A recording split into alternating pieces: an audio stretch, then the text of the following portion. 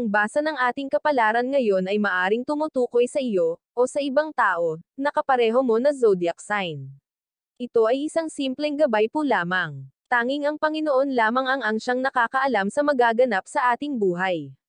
Gawing gabay at libangan lamang. Tagalog Chinese Horoscope December 29, 2023. Year of the Rat. Hindi talaga dapat ina-underestimate ang isang tao na sa akala mo ay mas nakahihigit ka. Ito mismo ang mangyayari sa'yo. Isang tao ang magmamaliit sa'yo pero huwag kang mag-alala dahil ngayon din mismo ay mapapahiya siya. Maswerteng numero, 9, 11, 12, 23. Year of the Ox. Ang mga alalahanin nitong nagdaang araw ay magiging okay na ngayon. Maglalaho ito na parang bula dahil sa tulong ng ilang kamag-anak.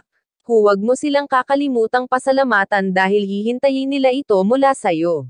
Maswerteng numero, 1, 3, 7, 10. Year of the Tiger. Masyado kang magiging abala ngayong araw kaya may makakaligtaan ka na hindi mo dapat makaligtaan. Susubukan mong bumawi bago gumabi pero hindi ka papaboran ng tadhana kaya subukan mo na lang ulit sa ibang araw. Maswerteng numero, 2, 22, 25, 26. Year of the Rabbit. Masakit ang maririnig mong salita mula sa minamahal. Bagamat kilala mo na siya na magbilis magbitaw ng salitang hindi mo na pinag-iisipan ay hindi mo pa rin maiiwasan ang magdamdam. Kaya ang buong maghapon mo ay mapupuno ng kalungkutan.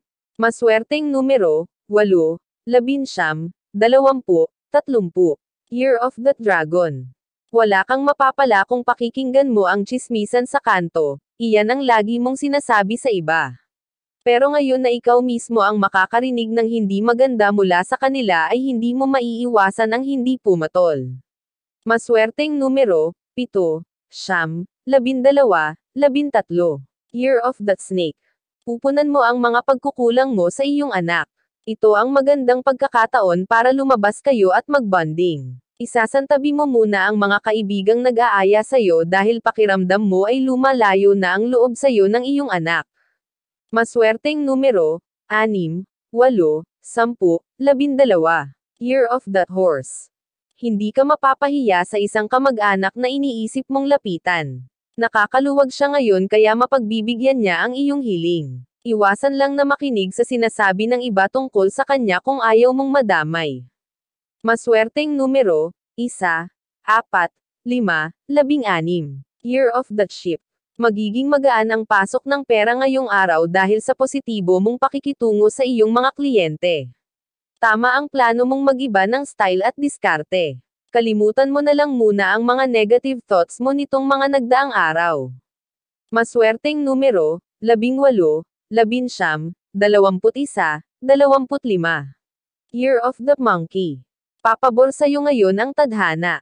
Makukuha mo na rin sa wakas ang pinakahihintay mong swerte.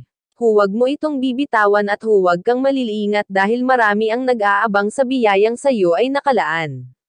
Maswerteng numero, 10, 11, 12, 14. Year of the Rooster. Pag-iisipan mo ang matagal ng alok sa'yo ng kaibigan. Hindi mo ito pinapansin dati dahil nakakaluwag ka pa sa pera, pero ngayong nasa gitna ka ng kagipitan ay mapag-iisipan mo na kung tatanggapin mo ba ito o hindi.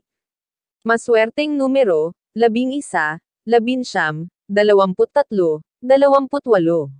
Year of the Dog. Magiging mailap sa'yo ngayon ang swerte.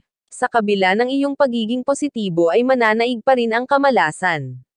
Masusubok ang iyong katatagan, pero hindi ka mawawalan ng pag-asa at hindi ka magpapadig sa problema. Maswerteng numero, 10, 24, 27, 30. Year of the Pig. Magkakaroon ka ng pagkakataon na iwasan siya pero hindi mo gagawin. May strong feelings ka para sa kanya at hindi mo ito kayang pigilan sa ngayon kaya wala kang magagawa kundi magpatyanod sa agos ng iyong kabaliwan sa kanya. Maswerteng numero, 13, 16, 17, 19. Iyan ang Tagalog Chinese Horoscope. December 29, 2023. Maraming salamat.